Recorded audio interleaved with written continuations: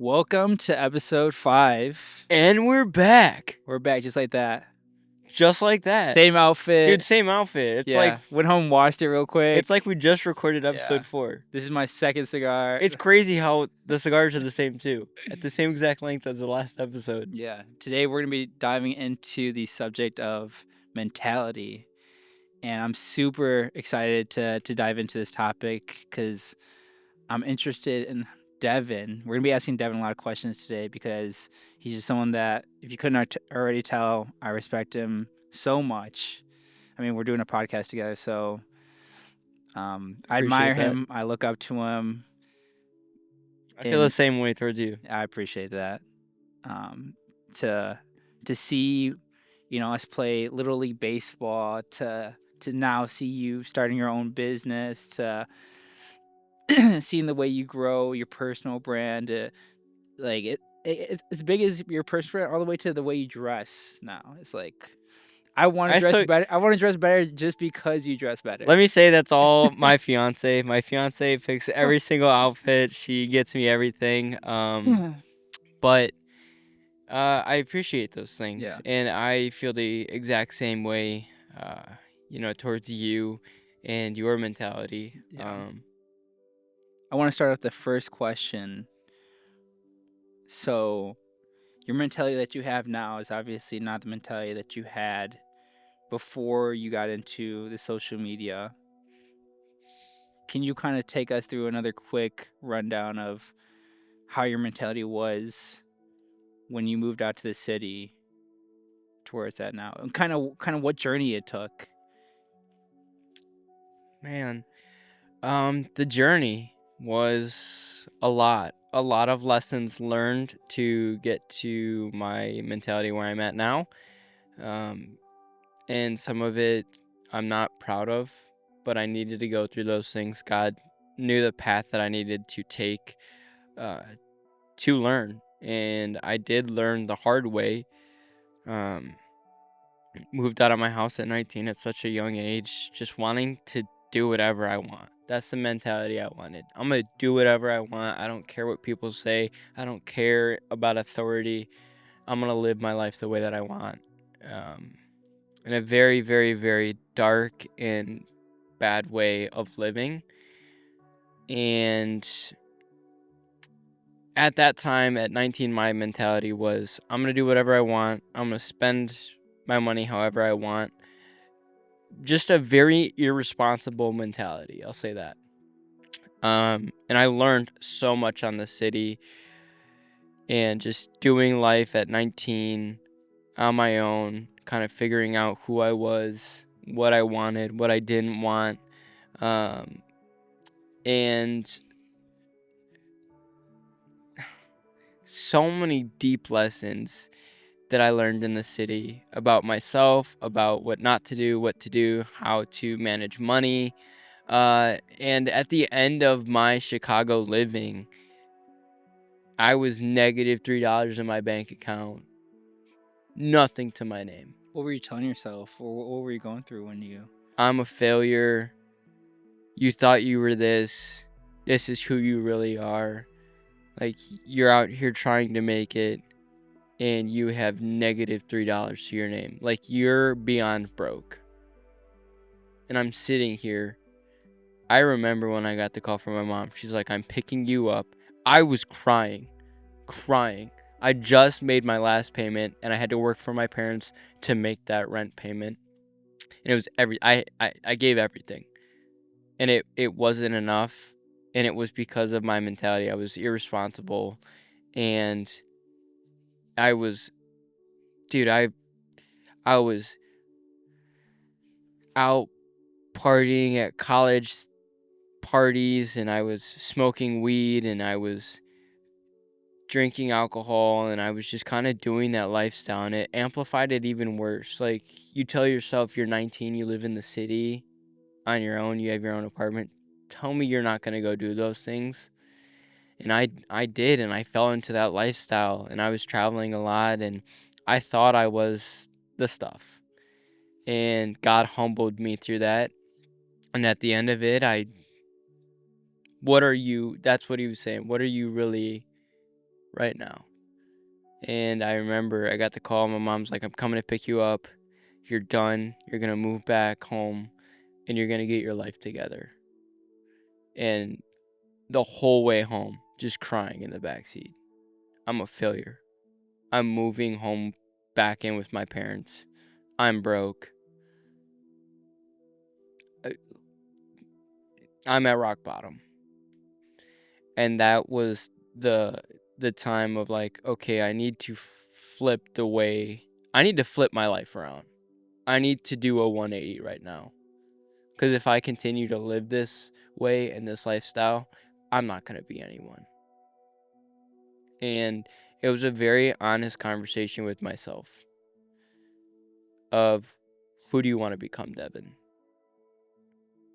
What mentality do you have to build that's going to get you where you want to be? And yeah, just again, a lot of lessons, a lot of heartache, a lot of pain, a lot of just experiences that I had to go through because I was too stubborn to even realize or admit I'm not it. I don't have it I don't have it figured out. And God really humbled me in that. And when I came back home, I made that decision to flip. And that's where it started. That's when the mentality started to change. And the first thing that I changed was, okay, I don't know it all. So you came back home. Sorry, I got some smoke. So you came back home. You had -$3 to your bank account. You know, you're pretty much at a very low point, if not the lowest point up until that point of your life. Was it an overnight conversation with yourself, or was it over the course of a couple days, months, weeks? How did you start getting hope into saying like, "Hey, I can do stuff"? It was a trip. It was and not not a psychedelic trip. Just to preface that, it was Thanks for clarifying. my parents, when I moved back home that day, my parents were like, "Hey, we're going on a trip to Tennessee and you're coming with us. Like, you're not staying home. Like, we're not going to just let you sit in this." Were you gonna try to stay home? Yeah, I wanted to. And so I was like, "Okay, I'll go with you." It was a cabin in Tennessee in the mountains, and it was, or not even in the mountains, I guess in the hills. And it was perfect because God knew I really needed that time with my family, because when I lived in Chicago, I was kind of distant with them. Dude, I'm crying because the story. No, it's a cigar smoke, I think. Sorry, guys. Continue. Next time we'll postpone the cigars.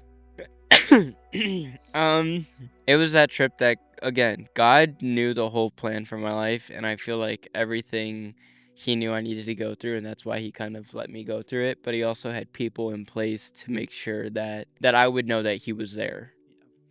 And again, from the time that I was in Chicago, I kind of branched away from my family.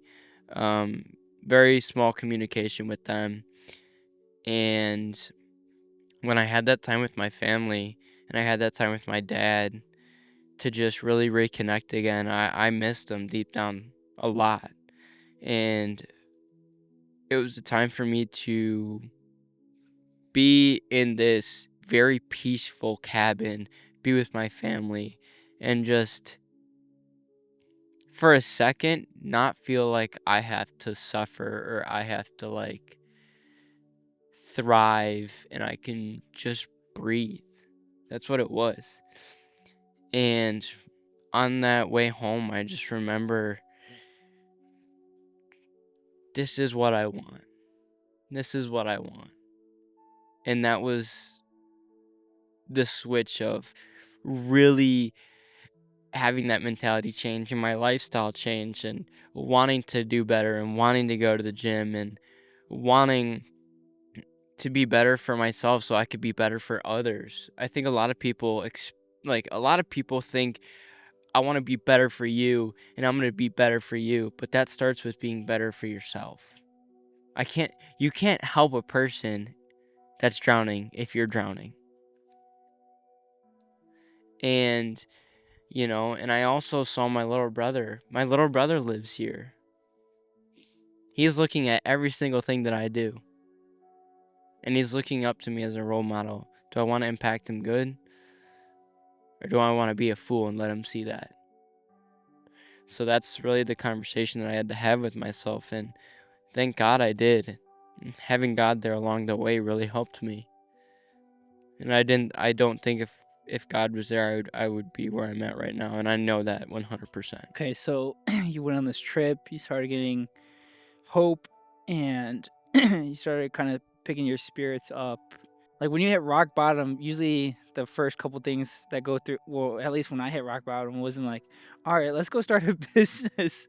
I would say my freelance business, like that business, I started really taking seriously. So when you say I started, to preface, when I started my first business, I would say when I started my photography and videography business of my side, that's when I really like took it serious. Yeah.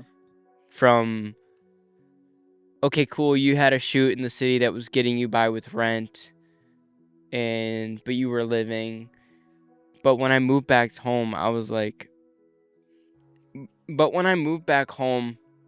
I need to make a living. And I can't work at my parents' shop my whole life. So I really started to dive into my photography and videography and say, hey, how can I scale this freelance side of things to where I can be making decent amount of money, you know? And I really started deep diving myself because, in business, who you are really shows in business. Does that make sense? Yeah. How you dress and how you appear, how you communicate, even down to the tactical side of things. How do you operate with people? How do you communicate to your clients? Are you accountable to your clients? Are you showing up on shoots? Are you delivering when you say you deliver on time? Are you quoting them fairly and not just throwing out numbers? And that was the side I really decided, okay, I need to make a living out of this photography and videography. Yeah. Going back to the mentality side of things, how did you know what kind of mentality that you wanted to have?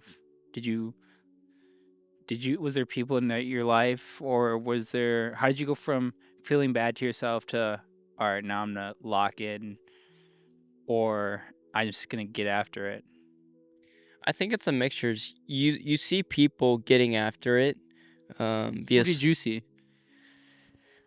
Um, honestly, I saw like my closest friends around me and my brothers getting after it. I saw people on social media getting after it. I saw people in my life getting after it, and I saw Garrison. Garrison was the pinnacle of getting after it and just grinding and really scaling our freelance side of the videography and photography. Just in my photography and videography career, just building it, building clients, building maybe systems that I use, and especially him because he does what I do.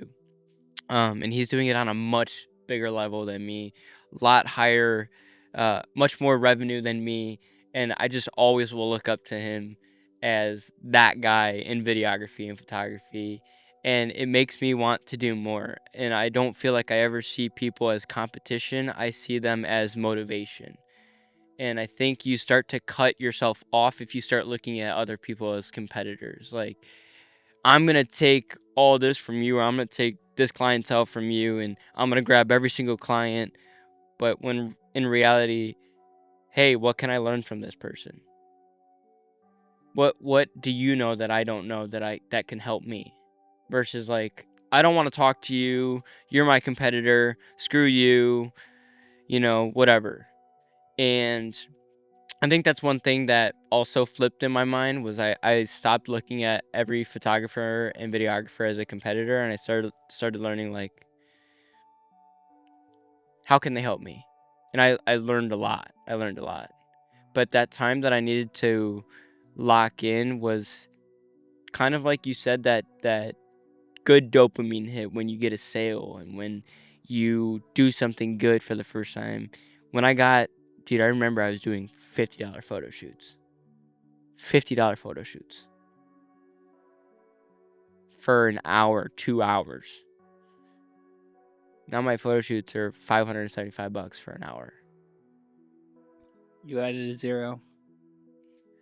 And just that in itself, that mentality of keep going, you got this.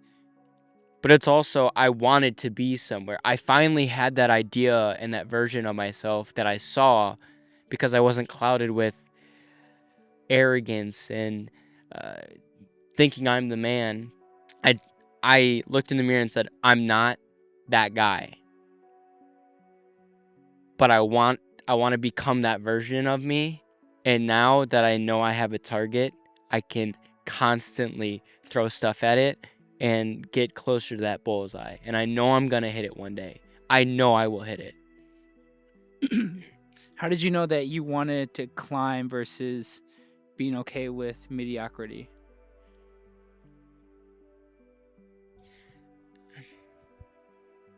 It's going to sound very arrogant. It's not. I guarantee you it's not. And in no disregard of anyone that is doing that, because if that's for you, that's for you. I'm not judging anyone.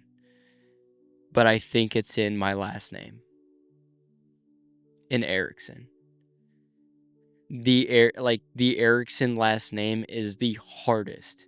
You meet any Erickson, they're the hardest working people on this earth. Yeah, I can attest to that. Mom, all my brothers, sisters, you name it. It's a testament. And again, that's not to be arrogant or to say if you don't have my last name, you're not working hard. But to me, you're asking me, why do I think that? And it's because I do take a lot of pride in my last name. And I think everyone should. So I think that's why I felt like I was the only Erickson that wasn't living up to the Erickson standard. And don't get me wrong, there are some bad things that come with that. But I think just working hard and getting after it and being diligent, seeing my dad do it, seeing Dakota doing it, seeing Logan, my little brother, do it, and seeing my mom do it, and just all of us getting after it made me think, wow, I need to get after it, and I need to change my life around. I need to do these things for my future family. I need to do this for the future Ericksons that I bring. And that's what really flipped. Did your faith have also add to that? Had everything to do with it. Had everything to do with it. Let me spark up. Yeah. Well, the reason why I asked that question is because yesterday I was getting a workout in and I didn't want to show up. I was on very little sleep. I knew it was going to be a very late workout, and part of my workout was having to squat. And for me, leg day isn't. Some days it's my favorite day. Other days it's not so favorite. And yesterday was a not so favorite day. And I just remember wanting to feel sorry for myself. And the workout was to do as many reps as I could. And I could have been fine with doing this. It was 4 sets of however many I could. And I think I got to my 3rd or 4th set. And I told myself, oh, I can just do however many I did last set. And I got under that bar. And underneath my breath, I said, I fear God. And just telling myself that, I was like, I got to do as many as my legs will let me do. And I ended up doing more. And it's weird how a fear can force you to put in extra effort. Like the fear to not confuse the people about the fear of God. It's more of a reverence, right? Yeah. It's not, I'm afraid of God and he's going to strike me down if I don't get this bar up. Correct. But it's more of a reverence that I have God on my side. You know what I mean? Right. Yeah, it was for me is that I have 2 legs. I have a gym membership. I have all these things going for me. I woke up today to be able to even lift. It's things like that. So I was those were all setting. So when I told myself that, it wasn't like, oh, I fear God, like I'm gonna be punished if I don't put an extra effort. It was that I fear God because He's given me this opportunity to grow, and therefore having that opportunity to grow, I'm gonna push. I love that. Yeah. So I'd say for me, getting my faith, and just recently, I'd say the past year, it's been at the strongest. That's allowed me to push, and I've always been someone who's had no problem with pushing. Like it's just maybe I've watched too many David Goggins podcasts, too many. Who's gonna carry the boats and the logs? Yeah, and for me that was always something like the David and Goliath story. I've always loved that. The fact that Such a great story. yeah, Like, you can do anything with God on your side. yeah, just Anything. seeing the movies, reading the stories, seeing the videos, seeing all the content of someone going from nothing to making it big. Just you hear real stories, you see real stories. It made me growing up like I want to do that. I want to be David. Right. I want to knock down Goliath. Yeah. And not because look at me, but look at my God. Right. And also like I want to be example for my family. I went to my first networking event in the city. It was a all Hispanic event of different executives, different levels of people in the industry, not just in my industry, but all industries. And just we got to this bar in the city, and you could tell most of those people were already tenured in their industry. And for me, it was just awesome to see that kind of energy in one single room. And I'm very proud of my ethnic background, so to see others that are also proud was awesome. And I knew I was going to be asked the question. I was like, what do you want to do with your life? And a lot of people say, like, I want to be making this amount of money. I want to be doing this. And I told myself, I want to take a different approach than that. I don't want to give some mundane answer that these people are always hearing. And I'm thinking on this hour and a half car ride of what I'm going to tell these people that are making all this money, that have all these connections, and how I can make an impact in my connection with them. And I told myself, maybe I got to switch my thinking. What's important to me? For me, the same thing, my last name. And I thought to myself, my dad would always tell me my grandpa came here to $10 in his pocket, and he had my dad's one of 7, and they grew up in a building that was the same size as my garage in my house, and that is the smallest part of my house right now. So for me, I was like, my dad continues to wake up at 4:30 in the morning off of little sleep. I know he loves his job, but I know he doesn't love it every day. And there's days where me and my brother and my sister grew up and we did something bad. And so like just to see my dad disregard all of that and go and continue to love us and put himself not really in jeopardy, but put himself in a tiresome environment, but do it out of the goodness of his heart and for his family. It's not something that I realized till I got older. And I was like, I want to be that to my kids. And so as I'm thinking about this in the car ride going to, I was like, instead of me answering what I want to do with my life, I'm going to tell them what my purpose is. And so there's this lady that came up to me. She's checking me in. She was really sweet. She was older. She said, what's your name, young man? I said, hey, my name is Emilio Espinoza. She's like, you look really young. I said, yeah, I'm 21 years old. I just started my full-time job. She's like, oh my gosh, you're a baby. She's like, what do you want to do with your life? First question. First question, I said, instead of telling you what I want to do, I'll tell you what my purpose is. My purpose in life is to add more value to my last name than my dad did and his dad before him. Gosh, that's good. That's good. That's good.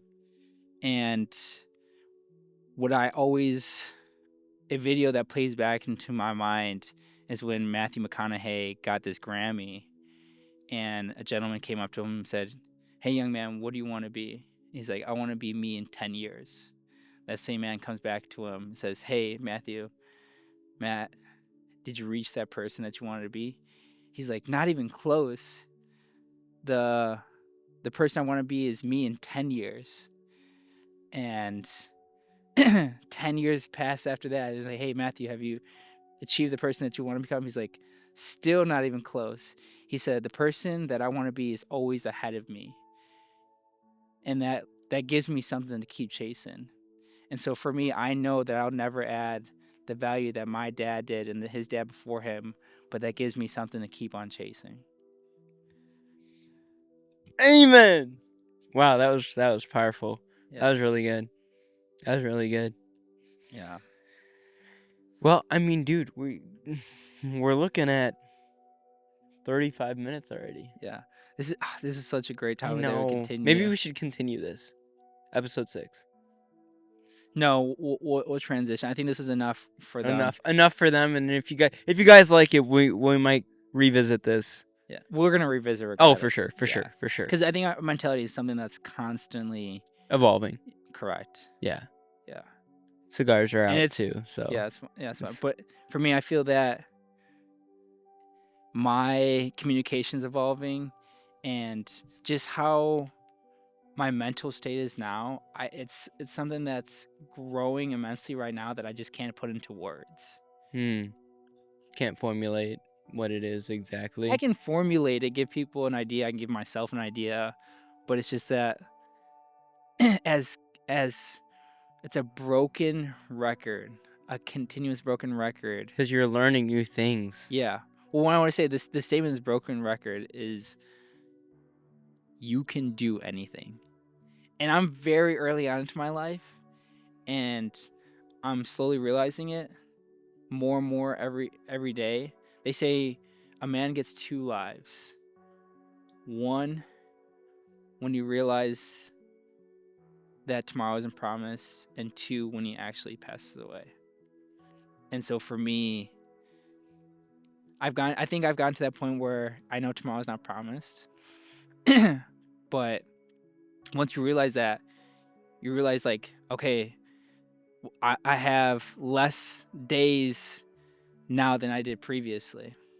So it's just I had a one-on-one meeting with my mentor Ben Barlev.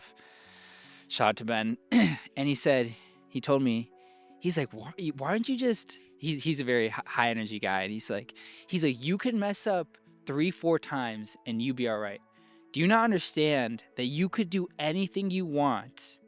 You could lose it all, restart the next day, and you still be fine. And like for me, I was like, I wasn't feeling bad for myself before we had this meeting, but I was like, yeah, I'm excited to meet Ben. And then I finished the conversation with him. I'm like, I'm gonna go mess up. Like I'm gonna start something that you're bound to mess up. Yeah. And I'm just like, I was like, oh my god, I'm gonna go take over the world. And so it's funny. Emilio for president. Maybe. It's funny because all my meetings now with one-on-one people, whether they're less experienced than me, but if someone wants to do a one-on-one meeting with me at work, the meeting is always their name, X, my name, /X, world takeover. So that way, when they're like, it's just a one-on-one meeting with Emilio. What is going on? Yeah, exactly. And then I come out the gate, it's like high energy, like, no, we're gonna take over the freaking world. And it's just you guys like screen sharing David Goggins. You're like, yeah. But yeah, I just want to give people the idea that anything truly is possible. Yeah. And it's gonna be something that we mention almost every episode. Oh, for sure. Because we continue to believe it more and more every episode we make. Oh, for sure. 100%. Like the week we go on to this episode to next episode, we'll keep believing it more and more and more and more. Yeah. And that's why I think it's so special, because every episode we are growing and learning. There might be something that we say in the second episode where it comes to episode 16, 17, where that viewpoint might change in a better perspective because we have grown through, all of these episodes. And that's why we like showing up, because we just, again, this whole podcast was to show up for you guys, to show up for each other, to show up for ourselves, and to be vulnerable, and to be vulnerable in growth, because growth isn't easy. Growth is painful and it's uncomfortable. But when you experience what is on the other side of growth, man, it makes you want to grow even more. I love it. Should we close it there? Yeah, no, we should. I'm not going to say anymore. I'm not going to say anymore. Yeah, so thank you guys for watching. Yeah. And we appreciate you guys. I Everyone that's tuning in and actually watching these episodes, we really appreciate it. Yeah. We take the time out of our day to find locations to set up and to, film these, because again, we just want to change the world. Yeah. You ready? Yeah. You ready for the move? Yeah. All right. 3, 2, 1.